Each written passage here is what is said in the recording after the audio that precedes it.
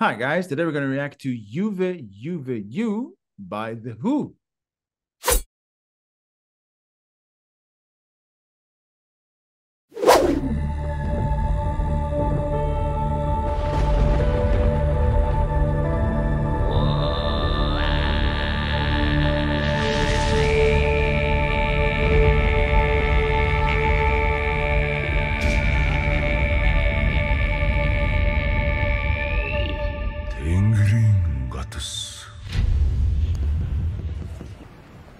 Is past the famed Alex Hunt.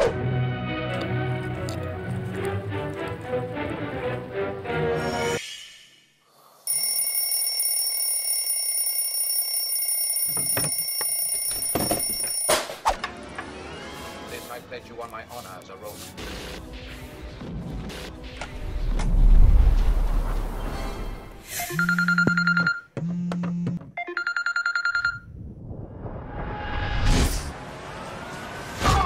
What he's got! A scorpion! The winning!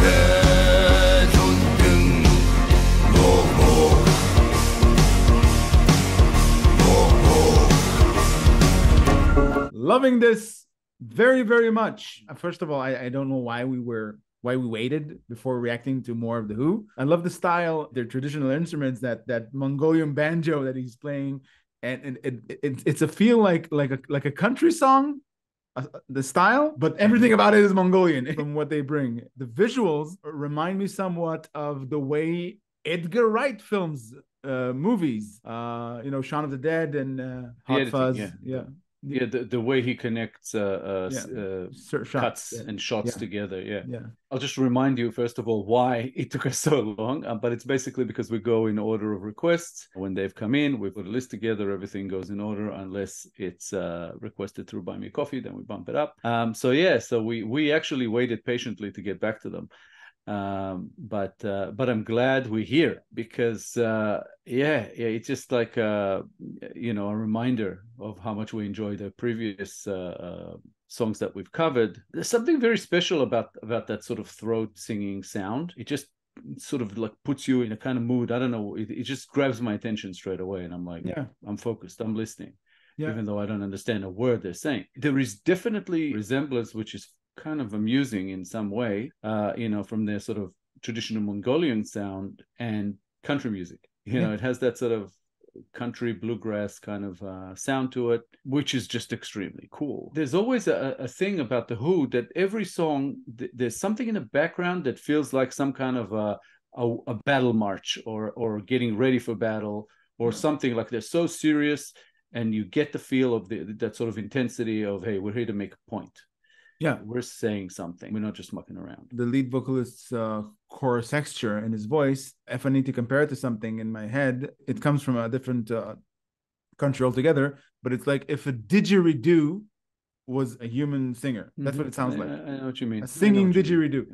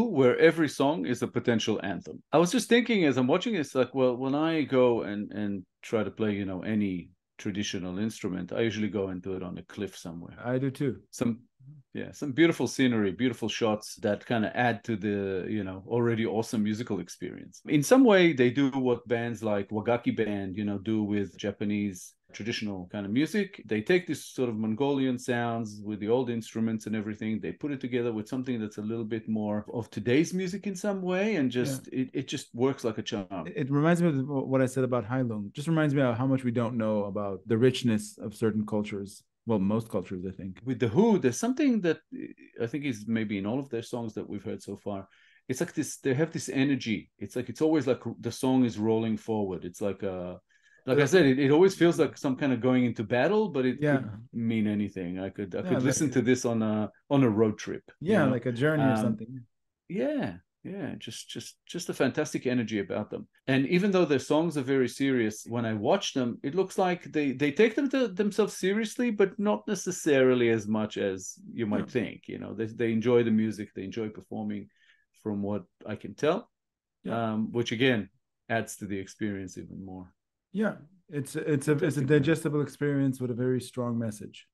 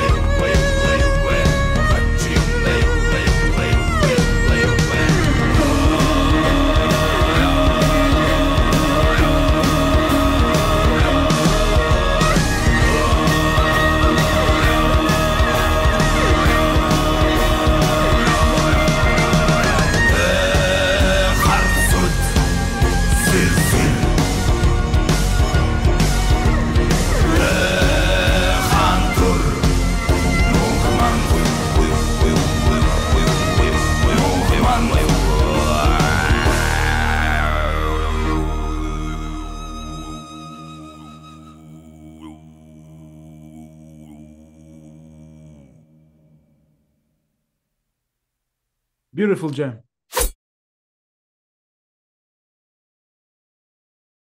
There was something I wanted to say while the song was going, and I sort of forgot to mention it. But their instruments are also beautiful looking. You know, there's just these gorgeous designs and the intricate detail, and just also their outfits. Yeah, we were blown away by the music. The subject matter is pretty grim and even sad a bit. They're chastising the younger generation or younger generations for not showing respect for traditional values. The times are changing, and they're sorry that their people are the values are being diluted with newer temptations, and you see how people behave. It's kind of a wink towards bad influence from the West, as the West influenced much of the world, and I get that. You know, I get that concern. I agree that it is kind of like a Western culture influence, but I don't think it blames Western culture. No, it blames themselves for making that choice. I think we've covered this in other songs to some extent with bands like Ningi Nisu, who look at their current generation. So, and I think back then you said that it's almost surprising that this is a problem in Japan, where you thought, you know, their education or upbringing was a little bit more strict. But this is a worldwide problem. You know, young people, I mean, obviously it's a generalization, but this is what the song is talking about. Them being sort of more lazy, more hedonistic, more vain, and how disrespectful it is to their heritage, to their ancestors, to everything they stood for. You know, they lack respect, accountability, and for the most part, even in our culture, it's true. So I can definitely relate. The funny thing about this is "Yuve Yuve You," as is used in the song, means how strange. Like how strange it is that this is how you act, even though your upbringing had this behind it. But in common usage, "Yuve," or I'm sure that "Yuve You" probably is commonly translated as "what the fuck." Accurate saying. The problem with the younger generation in relation to the song, the younger generation was born into times where it wasn't tested as their ancestors were. So they experience things, you can say more easy, they experience things differently in a way that allows them to not appreciate as well all the traditional values. The difference between educating generations, future generations, and educating a person is the difference between educating with the mind, because people remember things with their mind, but for generations, for people to remember something thousands of years from now, you got to have it through tradition, through the entirety of their senses. People don't remember with their minds, you know, 100 generations into the future. They remember with what they taste and what they smell. Experience. Experience. That's why we have holidays. During holidays, you get to experience an echo from your people's history, with the foods that they ate, with even the clothes that they wore, and the smells that they smelled, and then all this culmination that you have to experience with your senses. That's the only way you can truly value what happened in your history. It's not enough just to tell somebody that they need to respect their elders. You got to have them experience it, which connects me to what we saw in the music video. They open the doors in this modern type place in the apartments, and then they see the vastness of what I assume is to be Mongolia, their land. A door to the past. Yeah. And it makes me think that I'm not sure it's exactly meant that way, but that's how it felt to me, that the song has a spiritual level to it, where it's kind of like a cry to those ancestors to come back and teach the young generation a lesson, and lead us, you know, back to respectability, I guess. And I respect the message. It's definitely something that should be heard, you know, loud and clear throughout many cultures and many countries and many people. You said it correctly. You said it's a worldwide issue. If the young generation gets messed up, then humanity gets messed up, because they're the ones who are going to stick around after we're gone. Many of them don't see it that way. Their elders can see it because they've experienced life already. They can see that everything that makes you complacent, everything that makes you think you don't need to improve yourself, you've reached everything you're supposed to reach, is a problem down the line. Not just for you, for your offspring as well. That's the main concern. Yeah, they're basically saying the future is grim, and they're hoping for some kind of assistance from their ancestors. Because, you know, at their age, I assume, you know, the band, they're kind of that in-between generation, almost kind of where we are a generation that has some connection to the past and some connection to the present, but we are not, you know, the current generation. So it's easier for us to see, and I can say that in some ways the young generation of today are already set in their ways without having anything to back that up. So they need a good reminder. They need to be reminded that they don't know everything yet. You know, that they have no way of knowing everything yet, that they need to educate themselves, they need to get smarter, and a sort of anthem that I think that should be heard much, much louder, you know, than it is. So obviously, you know, musicians, artists are affected and impacted by this, and you know, want to get that message out. Just looking at the musical experience here, love it. I just enjoy it, you know, even though, as you said, it's a grim subject matter. Yeah, I agree. They address many aspects and the problems with the young generation, but I think what I took from it is the young generation needs to learn to respect its heritage, because their future depends on it. Don't respect old values just because we said so.